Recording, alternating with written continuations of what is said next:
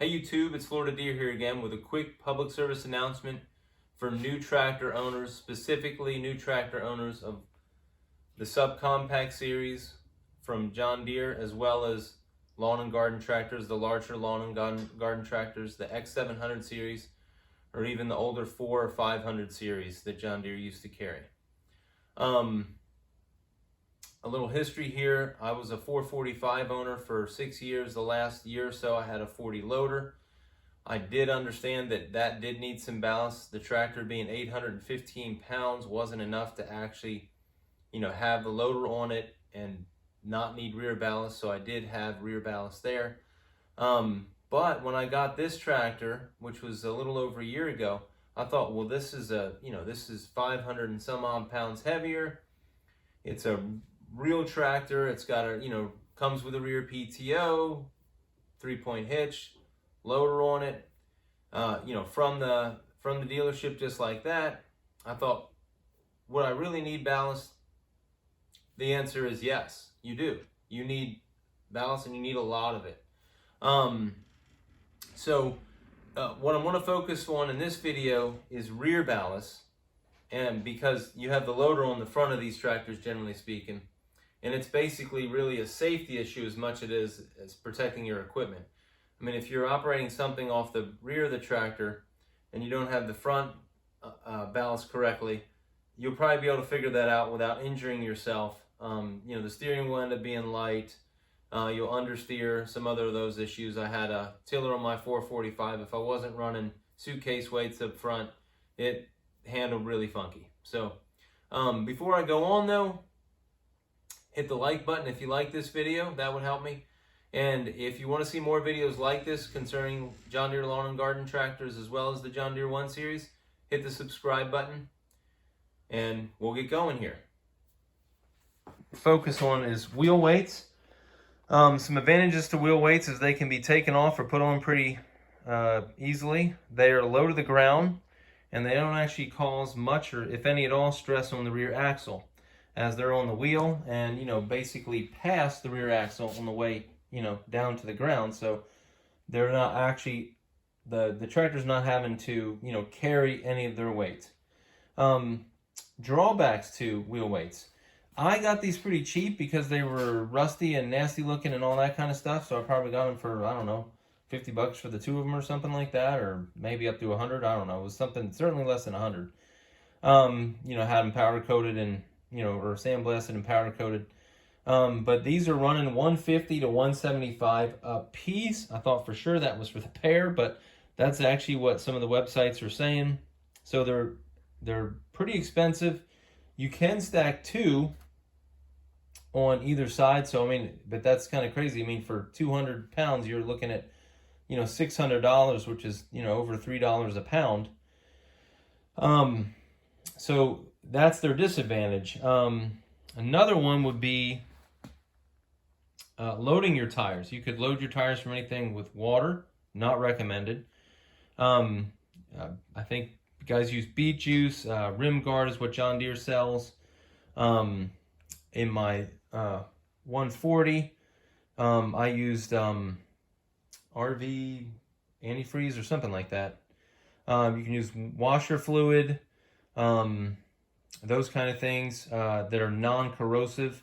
One of the old things that people used to use was, I think, calcium. What is it? Sodium calcite or something. Anyway, it was basically a salty material that basically corroded the rims from the inside. Looks real nasty. I guess it was heavy though, so they decided to, and cheap, so they decided to run it with that anyway. The benefits to the loaded tires is it's generally cheap. You can generally do it for under $1 a pound, and potentially substantially less than $1 a pound. And of course the other benefit is, like the wheel weight, it's close to the ground already. It's not something, it's not weight that the tractor has to carry. Drawbacks,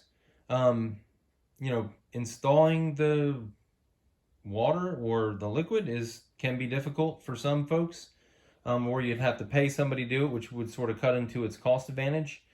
And once it's in there, you don't really get it out once it's in there, unless, you know, you go through a big operation to try to get it to leak out and then, you know, take the rim off the tire or whatever.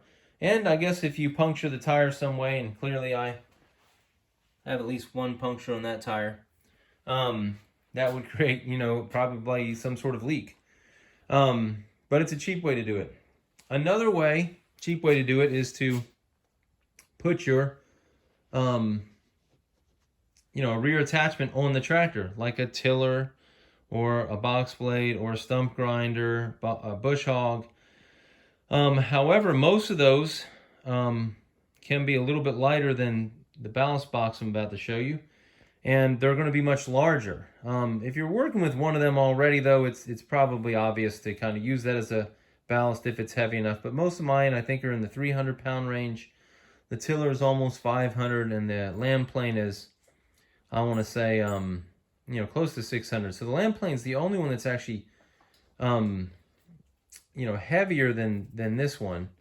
And so, I mean, you can use those, but, you know, with these tractors, you probably got a tractor this size because you're working in a more compact area, or at least that's what a lot of us are doing. I use it in some wide open areas and some, you know, tighter areas around the house. Live on about 1 1/3 acres, so it's not a huge property that I have. So it's sort of the ideal mower size, and probably a little bit bigger than I need for an overall tractor, but it, you know, has the capability that I need too. So,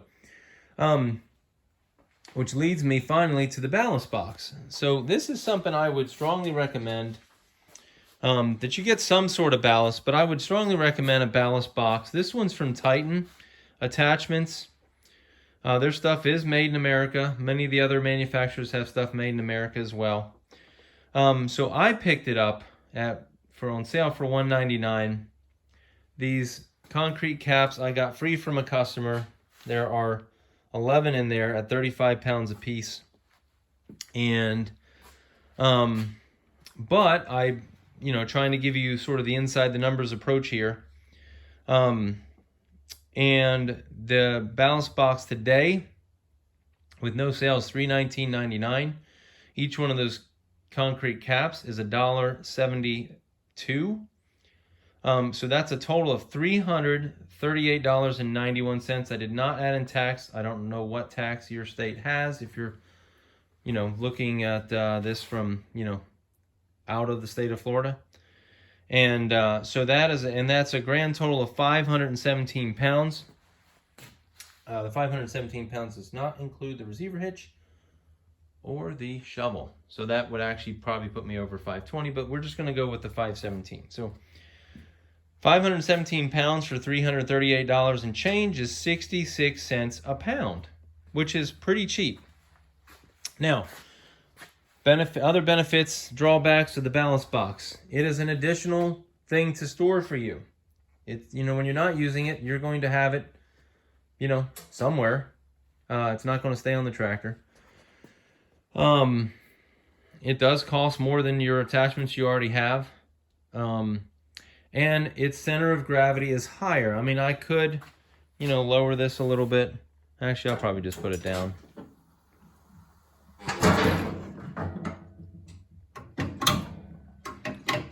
And then the advantage, obviously, is that overall it's relatively cheap. It's weight that you can pull off the tractor and easily put back on in a matter of just a couple minutes, or maybe a minute or two. And you can load it up with other things. If you wanted to carry around a bunch of tools in it, you could. It does have those 2 tool slots. If I didn't have something in the box, if I took off the cover right there, you can easily see the line of sight easily goes from the tractor seat down to the hitch, so you can hitch up your trailers easily with it. So it does have, you know, those benefits as well.